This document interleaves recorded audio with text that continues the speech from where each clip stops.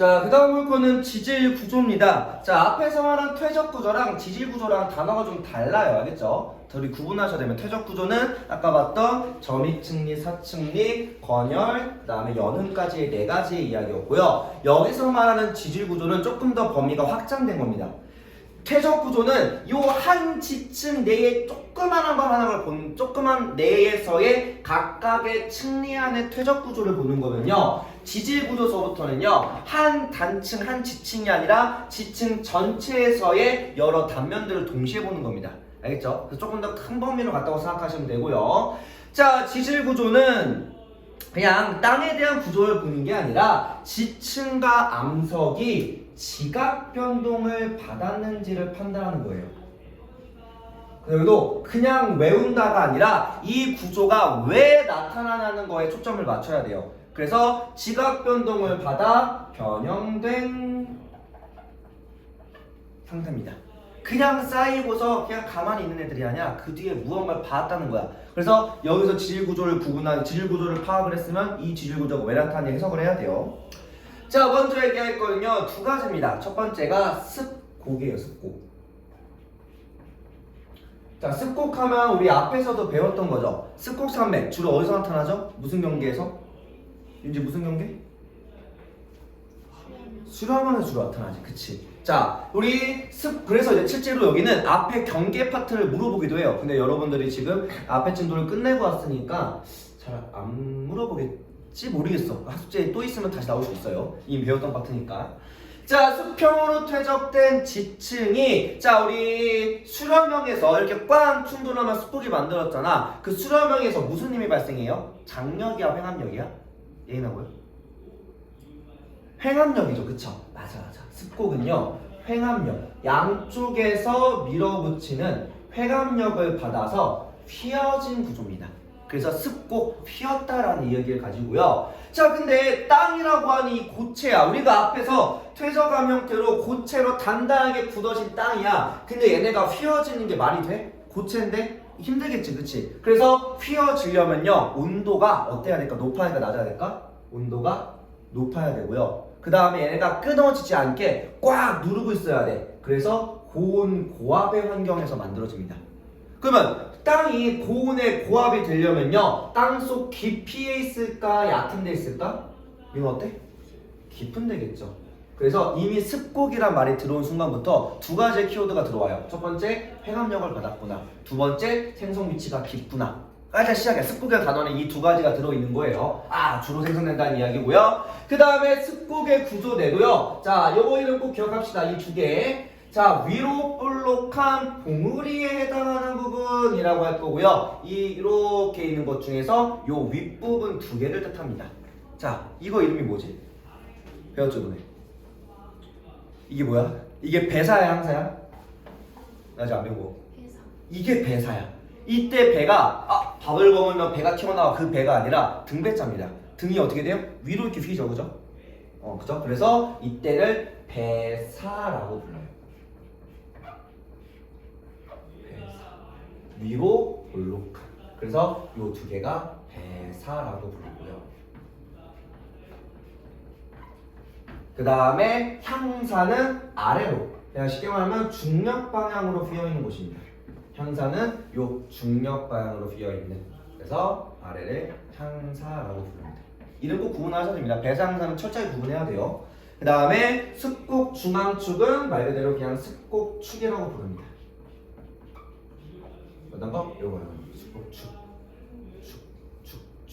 축을 기준으로 축이 올라가는지 내려가는지 보고 배사항사를 구분하는 거고요. 자, 그래서 이렇게 습곡축이라는 얘기까지 기억해 두시면 되고, 특히나 배사항사 잘 구분하시길 바랍니다.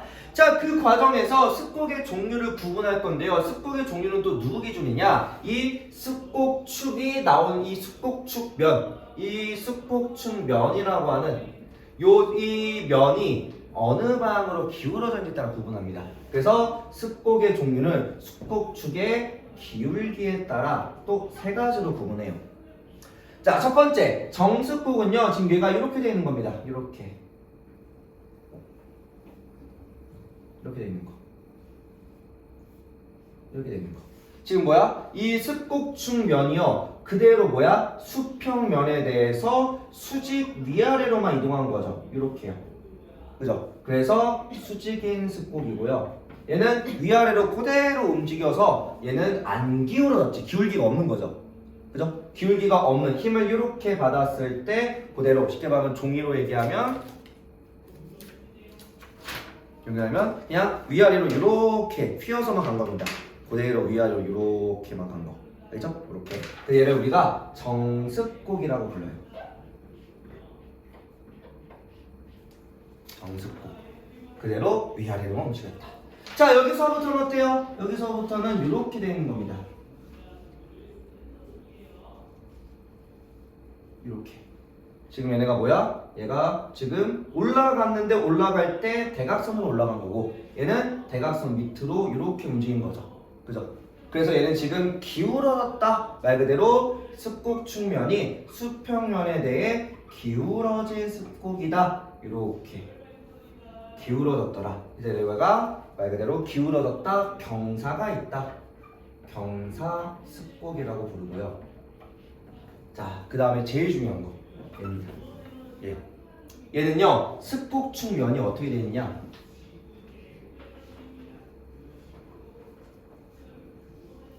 거의 이런 식으로 되어 있어요. 그냥 습곡축이 이렇게 되는 겁니다. 이렇게. 지금 뭐야? 얘가 완전히 대각선 방향으로 내려가 있죠. 그죠? 이때를 우리가 뭐라고 하냐면요 수평으로 누운 습곡이라 불러요. 우리가 누웠다라고 하면요 와라고 부릅니다. 와. 그래서 수평 횡방향으로 누웠다라고 해서 횡와 습곡이라 불러요. 근데 이게 왜 중요해요? 그림이 특이해서 그런가요? 자, 경사습곡은 지금 살짝 이렇게 기울어져 있는 살짝 기울어져 있는 거. 그러면 횡화습곡은 이 경사에서 조금 더 많이 간 겁니다. 실제로는 양쪽에서 밀어붙이는 힘이 조금씩 차이가 있다 보니 또 지층의 차이가 있다 보니까 보통은 다 조금씩이라도 경사를 다 가질 수밖에 없어. 정수곡이 더 어려운 것 같아 내 생각에. 근데 횡화는 그때 한쪽으로 더 강하게 밀어붙여가지고서 요렇게 강하게 밀어붙여서 한쪽으로 쑥 접힌 모양입니다. 뭐 했다고? 땅이 지금 무슨 구조야? 이렇게 접힌 거야. 뭐 했다고? 땅이 접힌 구조야. 접혀진 구조. 자, 땅이 접히면요 뭐가 일어나? 자, 지금 이 종이가 윗면이 표면이죠. 표면이 이렇게 접히는 순간 이 위아래로 쭈르륵 이렇게 접힌 면을 보면 어떻게 돼요? 접힌 면을 보면 표면이 이렇게 리을자처럼 지금 뭐야? 휘어져 있는 거죠. 그러면 지금 땅들이 어떻게 접혀? 이 땅을 이렇게 들어가서 위에서를 우르르 내려가다 보면요. 즉 쉽게 말하면 이렇게 내려가다 보면 지층이 순서가 뒤집힙니다. 뭐가 일어나? 지금 땅을 아래로 이렇게 파고 내려가다 보면요. 지금 여기 잘 보일지 모르겠지만 자, 아래서부터 A층 그 다음에 그러니까 여기서 보면요. 아래에서 A층 지층이 이렇게 있거든요. 이렇게 있고 이렇게 있어요. 그러면 지금 아래에서부터 A층, B층, C층이 있다고 하면요. 이 땅을 지금 아래로 내려가다 보면 먼저 쌓인 지층 일부가 그러니까 먼저 쌓인 애가 위로 들어 올라옵니다. 그래서 위로 올라옴으로 역전이 발달할 수 있어요. 접혀졌다 보니까 땅을 수직으로 파다 보면 뭐야? 단층면에서 땅들이 그래서 이걸 해석해서 보면 이렇게 돼 있어. 땅이 이렇게 있으면 자, 맨 윗지층에서는 맨 위에 A층이 있어. 맨 위가 C죠, C층. 여기서부터 이렇게 내려가는 겁니다. 이렇게 해서 내려가서 보면요. 처음에 C, B, A, C 그 다음에 B, A 순으로 가요. 쉽게 말하면 C층이 있고 아래 B층이 있고 그 아래 A층이 있다가 다시 접힌 순서 거꾸로 가겠죠. A 다음에 B 다음에 C층으로 갑니다. 자, 여기까지는 정상적이지만 여기서부터 여기까지는 지금 뭐가 일어나? 역전이 나타나죠. 그죠? 순서상 뭐야? 지금 여기서 A, B, C 순서로 쌓여있는 건데 이해돼요? 그래서 횡화습곡은 항상 뭘 생각해야 되냐? 누웠다 보니까 접혀지다 보니까 뭐가 일어날 수 있어? 여기서 역전, 즉 역전이 존재할 수 있더라. 역전이 존재 가능이 일어난다. 그래서 앞에서 말한 역전 구조가 여기서 한 번 더 이제 얘기를 합니다. 알겠죠? 요거 내용 나온다는 거 잘 기억해 두시고, 그래서 횡화수폭이 가장 중요시하게 문제에서 출제가 되더라 기억하면 되고요. 자, 그 다음 이야기는 단층입니다. 단층. 자, 단층의 단자가 뭘 의미해? 끊어질 단자야. 말 그대로 끊어진 지층입니다. 단층하면 뭐 떠올라? 우리 변환단층 이런 거 떠오르죠, 그죠?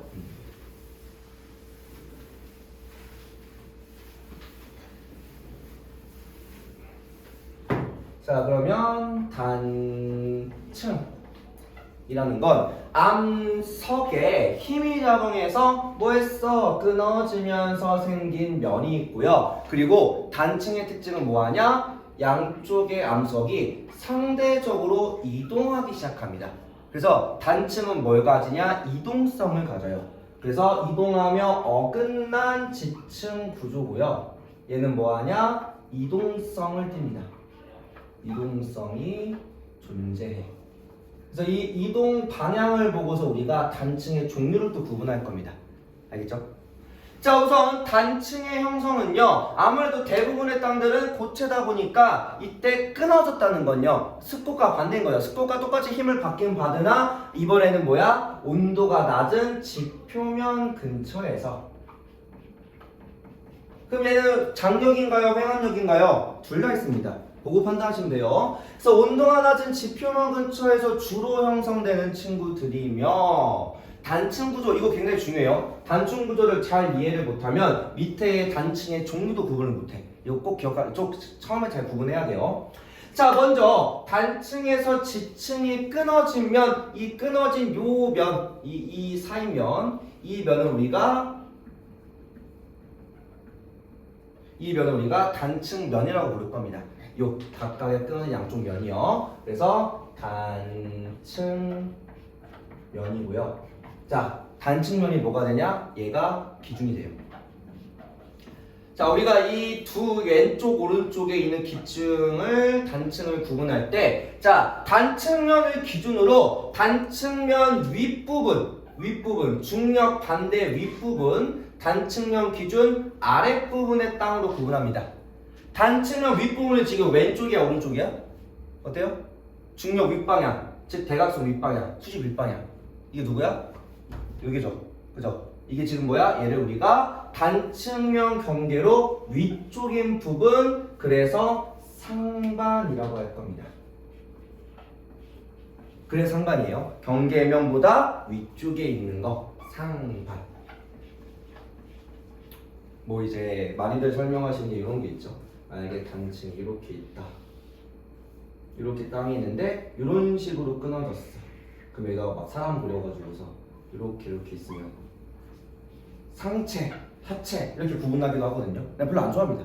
별로 안 좋아해요. 왜? 수평면 그리고 수평 위냐 수평 아래냐를 구분하면 돼요.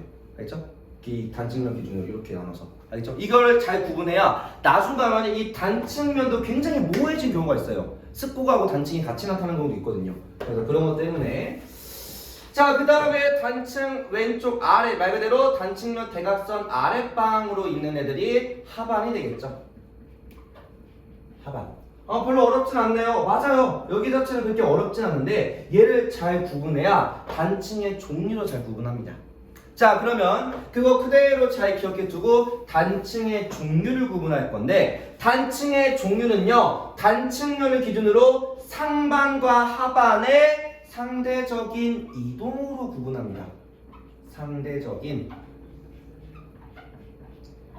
이동에 따라 구분해요. 이 상대적인 이동이 뭘 의미하냐? 자, 우선은요, 힘 두 가지부터 구분합시다. 양쪽에서 미는 힘을 우리가 뭐라고 하죠? 아니, 이게 횡압력이야, 장력이야? 양쪽 이렇게 미는 거. 횡압력이죠, 그죠?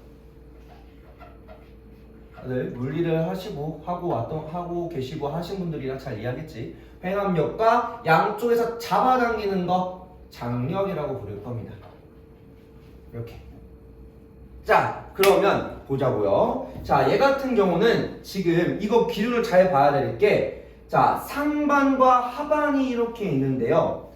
자, 단층면 기준으로 이렇게 있을 때 자, 그리고 수평면이 이렇게 있을 때 누가 상반이야? 자, 왼쪽과 오른쪽 중에서 어때요, 윤지?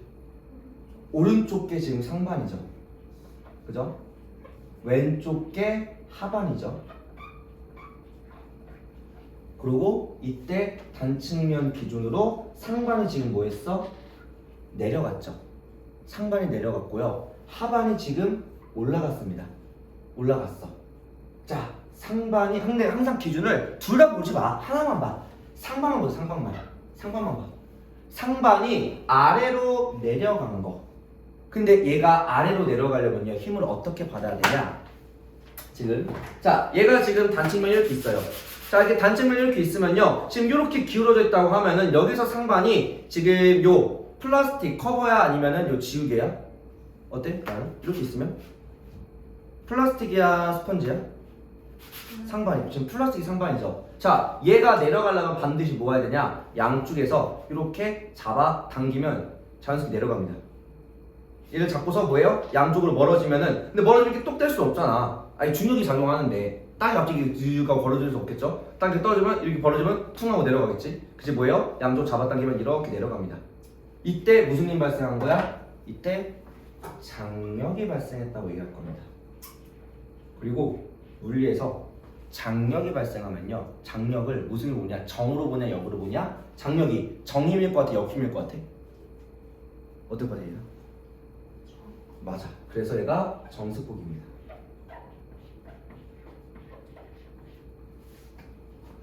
수고하지. 왜. 정단층이야. 끝나는 정단층. 미안. 정단층. 장력에 의해서 멀어져 정이란 말을 쓸 겁니다. 근데 이게 헷갈리는 게 상반이 내려가는데 이게 왜 정이에요? 그게 아니야. 단층의 이름은 무슨 기준이냐? 이름은 힘의 종류에 따라 구분하는 겁니다. 힘의 종류에 따라 정력을 받았냐, 역력, 그러니까 말 그대로 반대 힘을 받았냐 이렇게 얘기할 거예요. 알겠죠? 자, 그리고 자, 이번에는 상반이 어디로 갔어? 여기가 상반이야. 왼쪽이 하반이야. 그러면 지금 단측면을 기준으로 상반이 올라가고 하반이 내려갑니다. 그러려면 뭐 해야 되냐? 간단하게 이렇게 있는 상태에서 뭐예요? 양쪽으로 밀어붙이면 상반이 그냥 자기 드럽게 올라갑니다. 드르륵 올라가요. 그래서 이때 상반이 위로 올라가는데 이번에는 횡압력을 받은 거죠. 빈칸을 깜빡 안 뚫었어요. 횡압력을 받았기 때문에 양쪽에서 역방향에서 밀어붙인다 해가지고서 그래서 역단층이라고 부릅니다. 역단층. 그래서 이걸 우리가 뭐라고 하냐? 종류는 뭐에 따라? 종류는 힘의 종류에 따라. 힘에 따른이라고 생각하면 돼요. 힘에 따른 값이 이름이 붙는다고 생각하면 돼요. 알겠죠? 상반이 올라가서 정단층 아니야. 장력이 발생해서 정단층, 횡압력이 발생해서 역단층인 거고요. 그에 따라 상하반은 힘의 방향에 따라서 내려가냐 올라가냐는 장력과 횡압력에 따라서 바뀌는 거예요. 알겠죠? 제발. 이게 가장 많이 한 실수가 뭐하냐? 상반이 위로 갔으니 그게 정이 아니냐? 상에서 위잖아요. 그거랑 전혀 관계없습니다. 상반의 위자랑 이동방향과는 전혀 관계가 없더라. 알겠죠? 꼭 조심하시길 바라고. 자, 마지막은 얘는 단측면에 따라 지층이 그냥 서로 반대 수평 방향으로 반대로 엇갈려가는 과정입니다. 이때도 상반 하반 있겠죠. 상하반 있겠죠. 원래는 뭐야? 단층면 이렇게 기울어져 있어야 돼요. 이렇게 기울어져 있어야 되는데 그냥 말 그대로 이 상태에서 이렇게 이동한 겁니다. 이렇게. 누가 올라가고 내려간 거 없지. 이렇게 양옆으로 이동한 거야. 그럼 장력인가요? 횡압력인가요? 얘는 그냥 둘 다 그 장력도 횡압력도 아니라고 불러요. 알겠죠? 얘를 주향 이동단층이라고 부릅니다. 아마 1단원 문제 풀면서 간혹 나온 경우가 있을 거예요. 보통은 이제 이 뒤에까지 포함해서 문제를 낸 경우가 많아서. 자, 그래서 판의 경계와 지질 구조. 그래서 이렇게 주향 이동은 수평으로 이동하고 상반과 하반의 이동이 따로 없다라는 거. 위아래 이동이 없더라. 위아래 이동이 없다 정도만. 딱히 없더라 라고 생각하시면 됩니다. 자, 그리고 역단층이라고 얘기하면 역단층은 횡압력이 발생하죠. 그래서 역단층은 횡압력이 있기 때문에 뭐도 같이 발생할 수 있냐? 역단층과 함께 아까 위에서 말했던 습곡도 동시에 나타날 수도 있어요. 역단층 아래에서는요. 물론 보통 얘는 이제 깊이가 다르니까 서로 다른 구조가 나타나겠지만 이때 횡압력 안에서 다 역단층과 습곡을 동시에 설명하기도 합니다. 이것도 나중에 문제 푸시다 보면 알게 될 거예요. 자, 그리고 여러분들은 지금 단원이 쪼개져서 나올지 안 나올지 모르겠지만 얘랑 같이 누구랑 엮냐? 판경계랑 엮습니다. 판경계도요 힘의 방향이 정해져 있어. 자, 발사형 같은 경우는 지층에서 장력이 발생하네. 그러면 뭐가 발생할 수 있어? 장력에서는 정단층이 발생한다고 얘기했죠. 그 정단층에 대한 증거가 뭐냐? 그게 우리가 말하는 열곡대입니다. 열곡대가 어떻게 되어 있냐면 열곡대가 실제로는 이렇게 되어 있어요. 이렇게 멀어지면서 이렇게 내려가는 점점 깊이가 낮아지는 구조가 나타납니다. 그리고 수렴형은 횡압력이 발생해. 그래서 우리가 알고 있는 습곡과 역단층이 발생할 수 있습니다. 그리고 보존형에서는 주향 이동 단층이죠. 그래서 이걸 우리가 주향 이동, 즉 우리 보존형계에서는 주향 이동 단층인데 이거 우리가 보존형계에서 말하는 게 뭐예요? 그게 우리가 알고 있는 변환단층이죠. 그죠? 위에 변환단층 정도 맞나 보네요. 변환단층이라는 말도 같이 들어옵니다. 그래서 이 단층의 종류랑 경계랑 각각 같이 얘기할 수 있다는 거 잘 기억하면 되고요. 가능하면 전리까지 끝내고 싶은데. 자, 넘어와서 주향이동하고 변환단층에 그러면 무슨 차이가 있나? 이게 실제로 시험 보기 직전 가면 질문이 엄청 들어옵니다. 그러니까 공부하다 보니까 이제 얘네가 주향이동이 보존형 경계에 발생한다는 걸 이제 인지를 했어. 근데 아무리 생각해도 이 둘의 차이점을 잘 모르겠어 라고 많이 물어봅니다. 그래서 이것도 나오게 된다고 하면은 조금 고민해봐야 되는데 여러분 시험 봤던 부분이니까 간단하게 얘기할게요. 자, 우선은 변환단층과 주향이동 중에서 주향이동이 더 큰 범위고요. 변환단층이 그 안에 소부분입니다. 알겠죠? 집합관계에서 얘가 포함관계예요. 알겠죠? 주향이동이 변환단층을 포함합니다. 자, 그래서 변환단층은 판경계 중에서 보존형 경계 단층이고 주향단층의 일종입니다. 그러면 둘의 또 차이가 또 같은 건 아니야. 즉 그 안에 들어간다고 했지. 실상 우리가 구분하는 건 주향이동은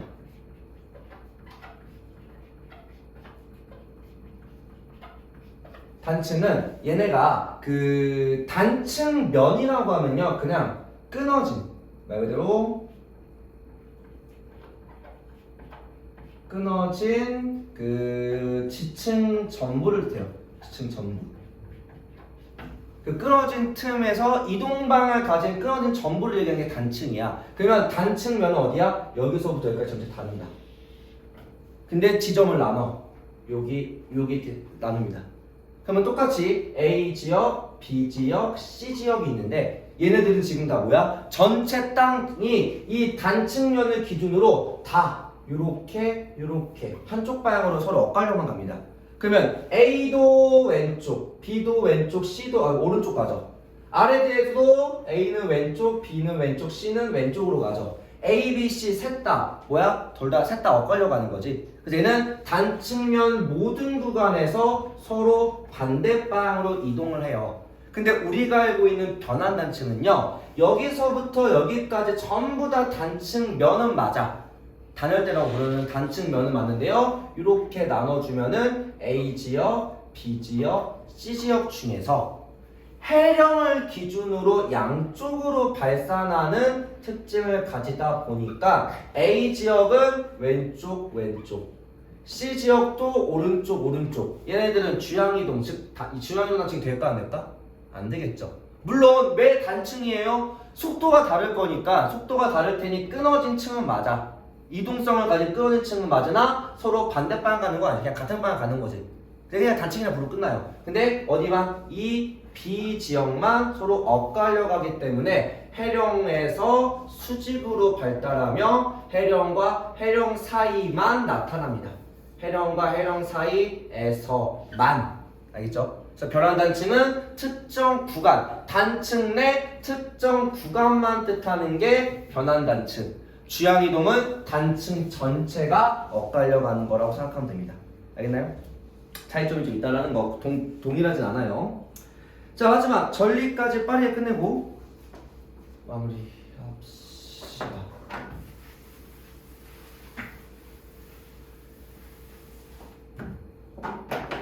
안 될 것 같아. 자, 그러면 이어서 쭉 나가면요, 우리 암석내 형성된 틈이나 균열이라고 할 건데요, 이걸 우리가 전리라고 할 겁니다. 자, 전리랑 단층의 차이점은 뭐냐면요, 단층은 똑같이 둘의 공통점은요, 둘 다 벌어져 있는, 둘 다 끊어져 있고 벌어져 있는 건 똑같아요. 근데 얘는 단층은 아까 뭐 해야 돼? 이동성을 가져. 이동 방향을 가집니다. 근데 전리는 뭐가 없어? 이동이 없어요. 그냥 틈만 있어, 틈만. 균열과 틈만 있는 걸 우리가 전리라고 부르게 됩니다. 자, 그래서 전리의 형성은요, 이거는 우리 여러분이 앞에서 배운 요 화성암과 매우 밀접한 관계가 있어. 자, 우리 첫 번째랑 두 번째 문장에 딱 보면 알 겁니다. 마그마라 또는 용암이라고 하는 순간요, 마그마랑 용암의 차이가 뭐였죠? 둘 다 액체 가까운 건 많으나 용암이 되는 순간 용암은 지표면으로 분출한 거죠. 용암의 특징이 뭐야? 지표로 분출된 걸 주로 얘기해요.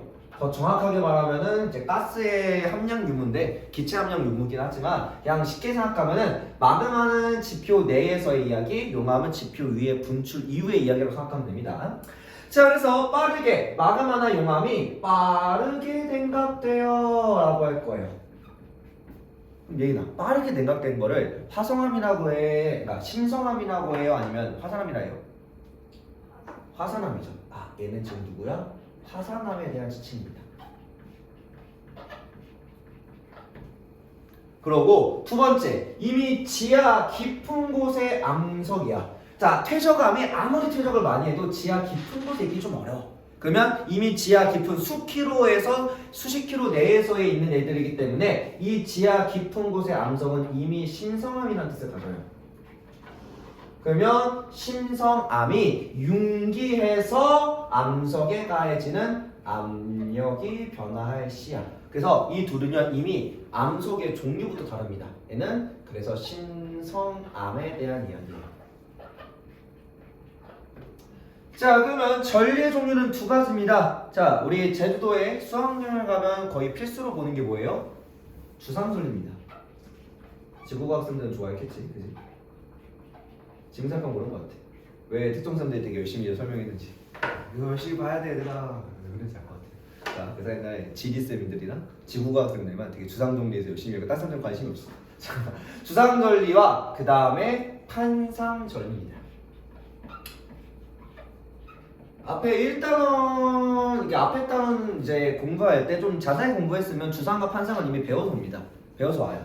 이름은 들어봤을 거고요. 자, 주상의 주자가 말 그대로 기둥이란 이야기야. 그래서 오각형, 육각형의 기둥 모양을 이루는 거고요. 판상전리는 말 그대로 판 모양을 이루는 이제 전리라는 이름을 가지고, 얘네들은 이름부터 생김새, 그 다음에 생성 원인, 그리고 그 모양이 이루어지는 과정까지 거의 다 반대 대립적인 구조예요. 자, 먼저 용암의 우리 주상 전리는 용암의 급격한 냉각과, 그리고 얘가 지표 위에 빠르게 분출해서 분출 위에 빠르게 식다 보니까 부피가 급격하게 감소하겠죠. 그 급격하는 과정에 수축하면서, 수축을 어디로 하는 거야? 각각의 중심으로 들어가는 겁니다. 중심으로 들어가면서 특정 모양의 기둥을 가지기 시작해요. 그래서 냉각과 수축으로 이루어진, 그래서 얘가 뭐가 일어나? 수축을 통한 전리 형태 생성이고요. 키워드가. 그 다음에 얘는 지금 암석의 생성 과정에서 이미 전리가 된 거고요. 얘는 뭐야? 이미 생성된 암석입니다. 얘는 이미 존재했어. 기존에 생성된 암석이 뭐해야 돼? 윤기를 받으면서 라고 얘기할 거예요. 결국 둘 다 솟는 거 똑같아요. 마그마가 솟았든 아니면 암석이 솟았든 둘 다 상승하면서 변화를 받을 건데 이런 이야기입니다. 자, 얘처럼 그림을 간단하게 그려서 보면요. 자, 첫 번째 얘가 생성될 때는 관입을 통해서 이렇게 마그마가 들어옵니다. 그럼 마그마가 이렇게 들어와서 만들어질 때 결국은 이 지표 깊은 곳에서 만들어지다 보니까 이 깊은 암석 내에서의 높은 압력을 견디면서 암석화가 돼요. 그래서 이때 굳어지면서 내부와 외부 압력이 균형을 이루며 이때 생성 당시에 높은 압력을 가진 상태로 암석이 됩니다. 이렇게 돼요. 그러니까 우리가 항상 내부와 외부의 힘이 균형을 이루어야지만 부피가 변하지 않죠, 그죠? 그러다 보니까 이미 이 지하 깊은 암석은 높은 압력을 갖고 있어. 높은 압력을 가진 상태로 형성이 됐고 암석이 된 이후서부터는 압력이 변할 리가 거의 없겠죠, 그죠? 다시 녹지 않는 이상. 그러고서 윤기를 받아서 어디로? 지표 위에 드러나기 시작합니다. 얘가 윤기를 받아서 뭐를 받아? 윤기를 받아 얘가 땅 위로 이렇게 솟아요. 뭐 한다고? 땅 위로 이렇게 솟아. 그러면 얘는 이미 생성 당시에 요 내부 압력을 가진 상태인데 지금 이 상태에서 외부 압력은 기압밖에 없으니까 압력이 엄청나게 줄겠죠, 그죠? 그래서 얘가 바깥으로 밀려나기 시작해. 힘이 센 만큼. 그래서 외부 압력이 감소함으로 뭐가 일어나? 압력 감소로 팽창이 일어납니다. 이 과정에서 팽창이 일어나요. 그래서 팽창하면서 얘가 뭐해? 바깥으로 이 판들이 이렇게 들뜨기 시작해요. 그래서 바깥으로 이렇게 판들이 하나씩 양파 껍데기처럼 껍데기가 벗겨지기 시작합니다. 알겠죠? 이해돼요? 그러면 얘네들은 이미 화산암과 신성암이 수축과 팽창을 통해서 기둥과 판 모양을 가지더라. 그래서 생성 원인과 암석의 종류부터 거의 다 대립적인 구조다라고 생각하시면 돼요. 그래서 이 둘을 비교하는 질문들이 되게 자주 나옵니다. 알겠죠? 어렵진 않지, 그치? 앞에 화산암을 제대로 이해하고 왔으면은 크게 어렵게 받아들이지 않을 겁니다. 알겠죠? 그래서 요 주상절리는 보통 화산암에서 주로 발생하는 친구고, 근데 우리나라의 화산암 지대는 거의 어디밖에 없어? 제주도밖에 없어. 주상절리가 특정적이 있긴 하지만 거의 대부분이 제주도에서만 볼 수 있고요. 판상절리는 중생대의 화강암 구조가 주로 나타나요. 그러다 보니까 우리나라 거의 전 그 산에서 암석이 거의 다 판상절리가 잘 나타나요. 그래서 얘는 신성암에서 주로 발달하더라. 여기서 조금만 더 심하러 가면 주상절리는 주로 어디에 있는 거야? 제주도에 있는 거고요. 얘는 중생대, 즉 제주도 신생대 때 주로 발생하는 애들이고, 앞에서 말한 우리나라 지형과 같이 엮어서 얘기하면요, 판상절리는 우리나라 대부분 내륙지방이 거의 다 해당해요. 내륙지방, 내륙, 산간 지역이 거의 다 되고요. 얘는 주로 중생대 때 형성된 암석이라고 생각하면 됩니다. 중생대 때 만들어진 주로 누구야? 얘네가 화강암 구조라고 생각하면 돼요. 알겠죠? 이렇게 구분하시면 됩니다. 자, 이렇게 얘기하고 우선은 쭉 진도부터 좀 넘어갑시다. 남으면 문제 더 풀어보고요. 자, 그 다음 돌아 넘어가서는요, 부정합이란 이야기입니다. 부정합.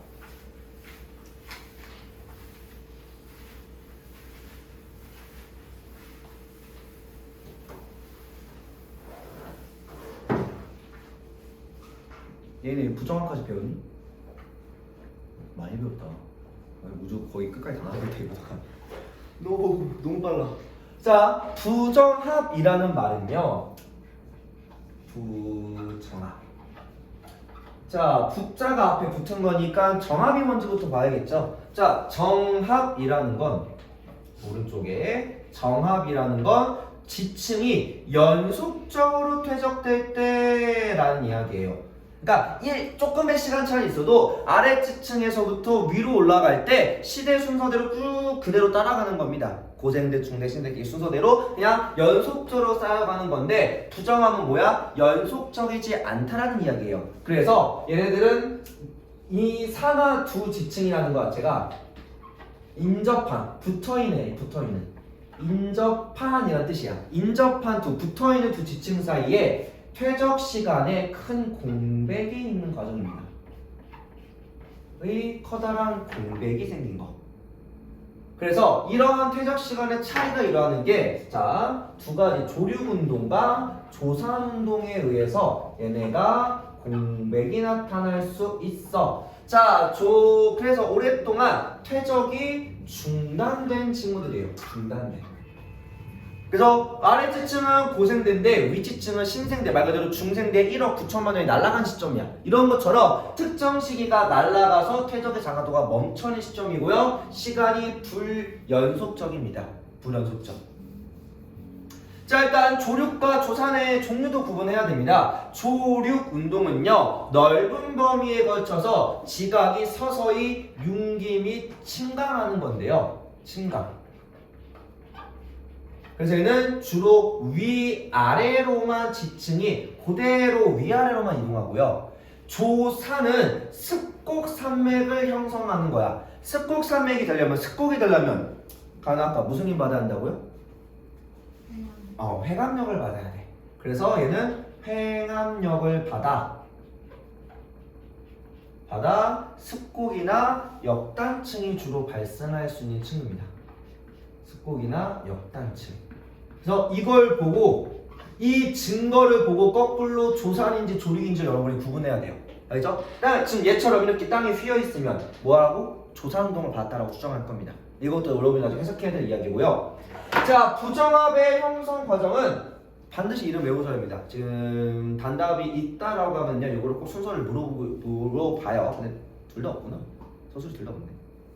객관식에서 물어봅니다. 객관식에서. 알겠죠? 자, 일단 순서는요, 퇴적. 처음에 퇴적이 되고, 그 다음에 솟아오를 거야. 그러고 침식, 침강, 마지막 다시 퇴적으로 돌아가요. 이 5가지 과정이고요. 자, 그러면 퇴적으로 시작해서 다시 퇴적으로 끝나는 거죠. 그죠? 근데 여기가 이름만 그냥 딱 보고, 그냥 퇴적기, 침식, 침강, 그 퇴적이구나 라고 끝나는 게 아니라, 퇴적이 되는 지형이 어디고 융기돼서 침식되는 게 어떠한 특징을 가진지 여러분이 잘 구분해야 됩니다. 그리고 부정합, 지구에서 하는 부정합에서는요, 퇴적되는 구조는 딱 정해져 있어. 퇴적은 어디서만 되냐? 자, 여기서 지금 색깔이 지금 없겠지만 여기서 보니까 색깔이 지금 파랗죠? 이렇게 있지. 자, 이때 여기가 지금 땅이 퇴적되는 퇴적면입니다. 그러면 지금 이 퇴적되는 요 그림하고 마지막 퇴적 그림하고 둘 다 해상이야, 육상이야? 어때? 예시. 해상이죠, 그죠? 퇴적은요 반드시 뭐야? 해수면 아래만 뜻합니다. 육지도 퇴적되지 않나요? 육지는 특정 호수 지역만 제외하고 전부 다 퇴적이 아니라 침식이 더 활발합니다. 이해돼요? 그러면 퇴적될 때는 반드시 뭐 한다? 해양 환경이라고 부를 거야. 퇴적될 때 얘가 해양 환경이에요. 해양. 그러면 해양은 반대로 하면 해양은 침식이 일어날 수가 없어. 쌓이기만 한 곳이야. 뭐 유기적이든 화학적이든.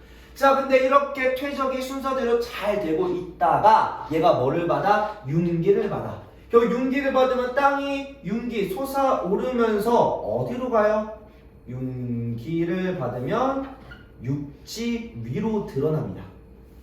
다만 얘는 지금 땅이 이렇게 휘어있네. 휘었어. 습곡작용을 일어나기도 해. 얘는 지금 뭘 받은 거야? 얘는 조산운동을 받았다 라고 항상 조륙인지 조산인지 잘 판단하시면 되고요. 그 다음에 얘네가 이제 육지로 올라가는 순간 이 침식은 항상 어디서만 일어난다?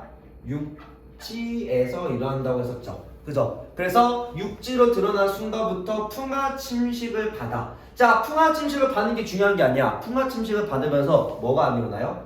퇴적이 중단됩니다. 이게 중요해. 육지에 머무는 순간만큼요, 퇴적이 중단되고 깎이기만 주로 일어납니다. 주로 깎이기만 일어나요. 그러다 보니까 퇴적이 중단되다 보니 여기서부터 시간 공백이 발생하는 거고, 다시 얘가 어디로 들어갈 때까지 침강을 통해서 어디로? 해수면 아래로 다시 내려갈 때까지 아래로 침강하여서 새롭게 쌓일 때까지 이때 뭐야? 퇴적 관광 다시 해양으로 돌아가는 겁니다. 여러분들은 이 부정합의 생성 과정을 5개를 그냥 이름으로 외우는 게 아니라 해양, 육지, 해양으로 구분하셔야 돼요. 알겠죠? 그러고서 해양에서 다시 쌓이는 것까지. 쉽게 말하면 깎이기만 하는 거 부정합 아니야. 퇴적될 때가 깎이고 다시 쌓이는 이 시간. 쉽게 말하면 지각 변동을 최소한 몇 번 받아야 돼? 아무리 적어도 큰 윤기와 큰 침강을 2번이나 받아야 돼. 근데 그게 흔할까?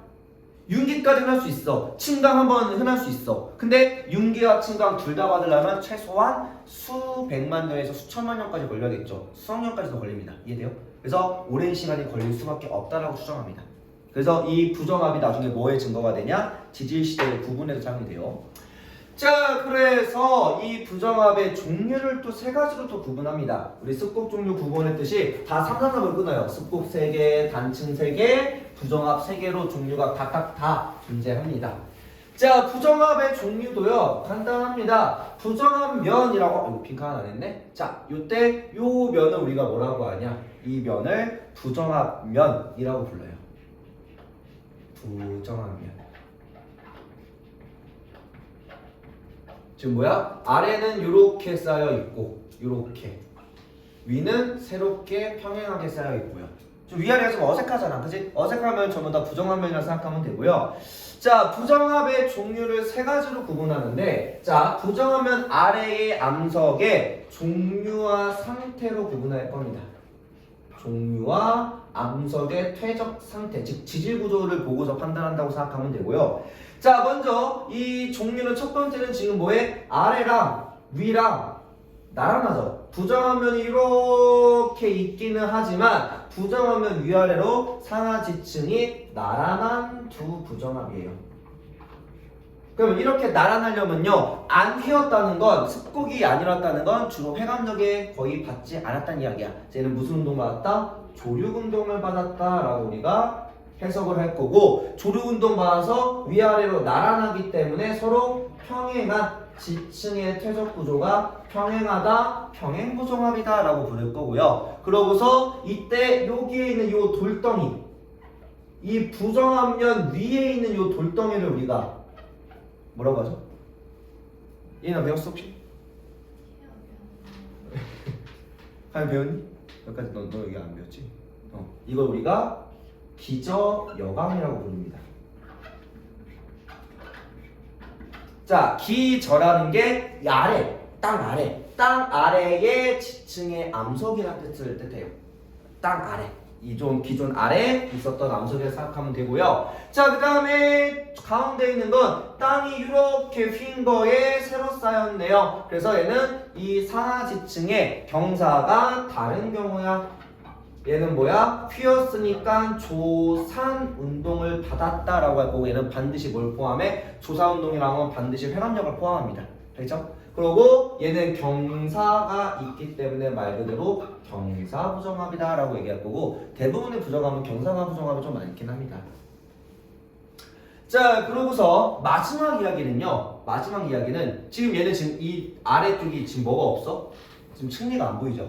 얘가 층리가 안 보이는 이유가 부정합 아래 지층이 화성암 또는 변성암일 때 이야기야.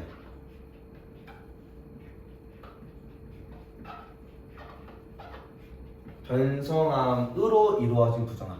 그래서 이때 얘는 지금 이 부정합의 기준이 아래 지층과 위 지층을 보고서 뭘 판단할 거냐? 시대를 구분하고 그 당시의 태적 환경을 판단해야 돼. 근데 여기처럼 화성암 마그마로 싹 다 밀어버렸고 또 변성암으로 화학적 구조가 싹 다 바뀌어버려. 그럼 위아래 지층에 대한, 즉 아래 지층에 대한 지질 구조나 또는 퇴적 구조 또는 퇴적암을 볼 수 있어 없어?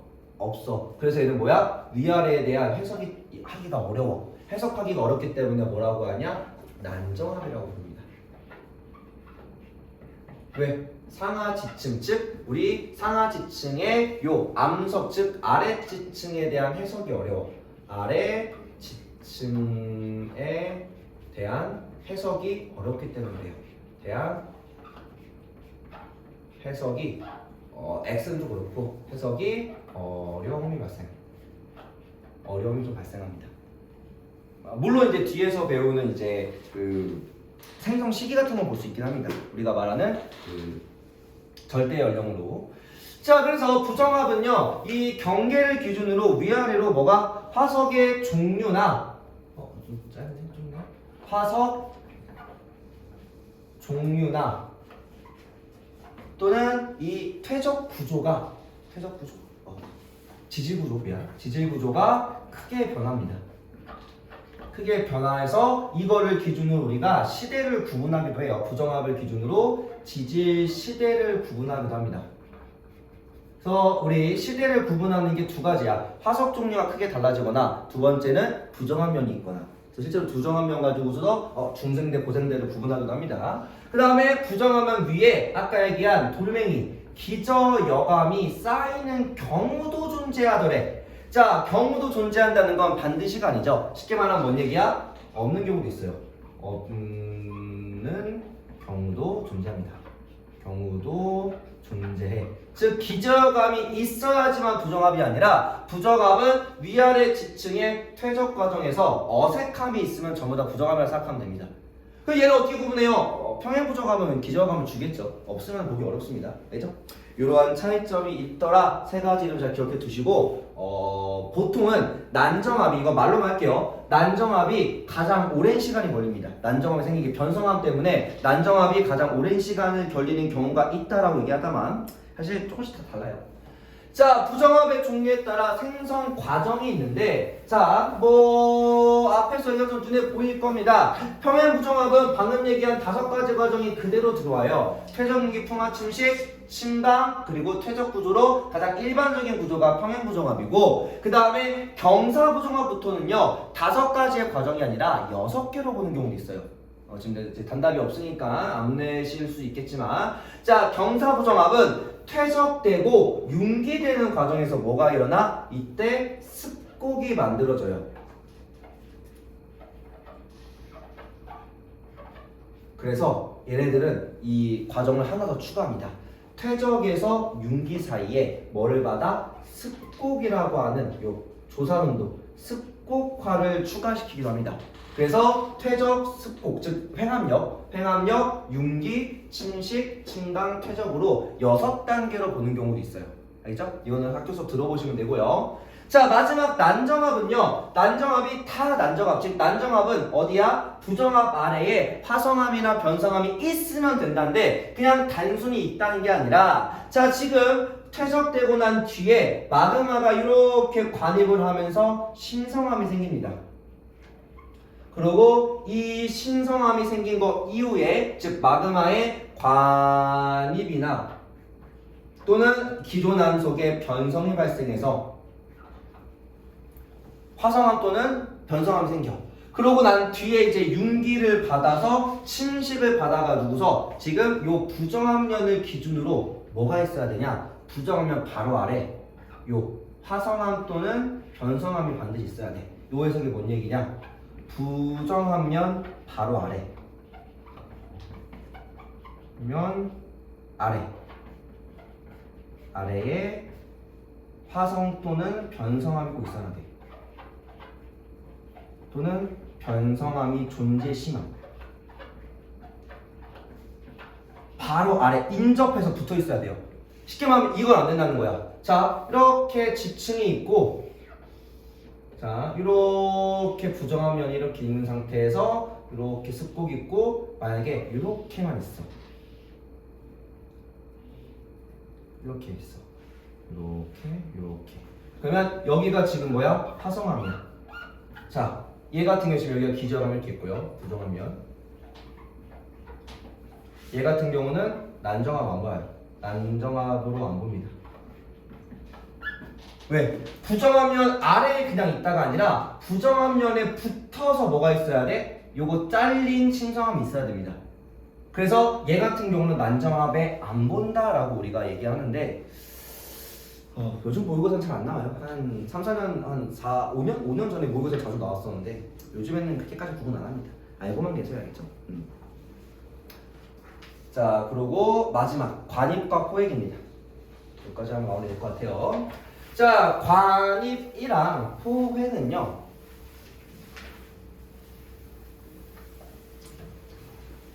끝났어, 다 끝났어. 자, 이제 관입이라는 단어는 앞에서 들어본 적은 있을 겁니다. 관입암이라고 해서. 자, 관입은 자, 여기서 또 다시 또 마그마기가 나와요. 마그마. 그래서 사실 그 앞에 1다운이 끊어져서 나온다 하더라도 마그마가 계속 거론되다 보니까 사실 화산암 부분을 일부분을 기억하고 와야 됩니다. 최소한 화산암, 그 다음에 반심성암, 심성암에 대한 기준을 조금씩 갖고 있어야 돼요. 마그마가 지층이나 암석을 뚫고 들어가면서 나오는 건데 관입이 많이 일어나면 지표 위까지 분출할 수 있는 거고 관입이 일어나다가 멈추면은 심성암 또는 반심성암으로 이제 마무리를 해요. 자, 일단 관입이 일어나면요 아무래도 마그마다 보니까 주변보다 온도가 매우 높겠죠. 그죠? 그러다 보니까 마그마 주변의 암석이 열을 받아 변성이 됩니다. 변성이 되거나 관입한 화성암이 주변의 차가운 화성암에 의해서 비교적 빠르게 식은 흔적이 나타나기도 합니다. 그래서 요걸 이제 우리가 자 변성이 있거나 또는 이 관입 과정에서 반신성암의 형태가 나타나면 자 그래서 우선 이러한 관입한 마그마가 식어서 굳어진 암석을 우리가 말 그대로 관입하여 일어난 관입암이라고 부를 거고요. 자 관입암에도 크게 두 가지로 구분합니다. 자 우리 반심성암에 들어가는 관입암상이 있고요. 관입암상과 그 다음에 관입 암맥 얘는 관입암 말도 안 붙더라고요. 암맥과 암상이라고 할 겁니다. 자, 암맥과 암상은요 어디서 나오던 말이냐? 반심성암에서 나오던 말이에요. 자, 암상이라는 거는요 마그마가 층상 구조와 평행하게 거의 보통 일반적으로 이 퇴적층의 층리 사이사이가 약간 그 균열이 좀 있어요. 서로 다른 물질로 구성되어 있다 보니까. 그래서 암상은 뚫고 올라가다가 옆으로 퍼진 거, 지층 구조 사이사이로 퍼져나간 말 그대로 평행하게 수평면으로 간 걸 우리가 암상이라고 부르고 암맥에서의 맥자가 뭐하냐? 끈타는 이야기야. 그래서 이때 지층 구조를 수직으로 끄는 애들 이렇게 끄는 애들 우리가 암맥이라고 부릅니다. 그래서 쉽게 말하면 암상은 수평하게 펼쳐진 걸 암상, 암맥은 수직 구조로 나타나는 걸 우리가 암맥이라고 부릅니다. 알겠죠? 구분하시면 되고요. 자 그럼 이렇게 관입하는 과정에서 주변의 암석들이 영향을 받는 걸 이제 우리가 그 변성이 일어나며 뭐가 일어난다고 얘기하냐? 포획이 일어난다고 얘기해야 돼요. 포획. 자 포획은 마그마가 관입하는 과정에서 주위의 암석이나 지층 조각이 떨어져 나와 마그마에 포함되는 과정입니다. 그리고 이때 포함된 암석을 말 그대로 포획암이라고 비교할 겁니다. 그러면 우리가 두 가지 암석을 배웠죠. 포획암과 관입암을 얘기할 거예요. 그럼 항상 포획암이 뭐하냐? 이때 관입암보다 관입은 새롭게 들어온 애고요. 암과 포획암 중에서 포획암은 누구야? 기존 암석이죠. 기존 암석. 항상 나이는 누가 더 많아? 항상 포획암이 나이가 항상 더 많습니다. 알죠? 항상 포획암으로 나이가 나타난다. 나이. 항상 포획암이 나이가 더 많게 나타나더라. 그래서 이걸 가지고 뭘 판단하냐? 생성 순서를 판단합니다. 알죠? 누가 더 먼저인지. 자 그래서 이제 오른쪽에 이러한 그림처럼 자 관입암과 포획암 자 요 A, B가 있는데 지금 전체적으로 봤을 때 A랑 B 중에 누가 관입암이고 누가 포획암일 것 같아? 이때 A랑 B 중에 누가 포획암일까? 가는 어때? 뚫고 들어간 애가 그러니까 새롭게 들어온 애랑 기존 애가 누굴까요? 포획암이 누굴까? A일 것 같아? B일 것 같아? A가 되겠죠. 그죠? 딱 봐도 이 지금 얘만 이렇게 둘러싸져 있잖아. 아 그럼 A가 지금 뭐야? 관입을 당한 애들. 관입 당한 관입암이겠죠. 포획암이겠죠. 그냥. 그리고 B는 관입한, 관입암이라고 구분하시면 됩니다. 물론 이런 경우 같은 경우는 관입암이라는 말을 안 쓰는 경우도 있어요. 그래서 항상 지층의 즉 암석 자체의 나이는, 암석의 나이는 누가 더 많다? 이때는 A가 B보다 많다라고 얘기할 겁니다. 얘는 사실 여기 내용하고 끝이 아니라 이 뒤로 넘어가면 지사학 법칙 나오면서 지층 나이를 구분할 때 이 관입암과 포획암이 매우 중요한 단서로 나옵니다. 알겠죠? 그래서 요 내용들이 조금 더 중요하게 나올 거다. 아마 다음 시간에 좀 더 자세하게 다룰 거고요.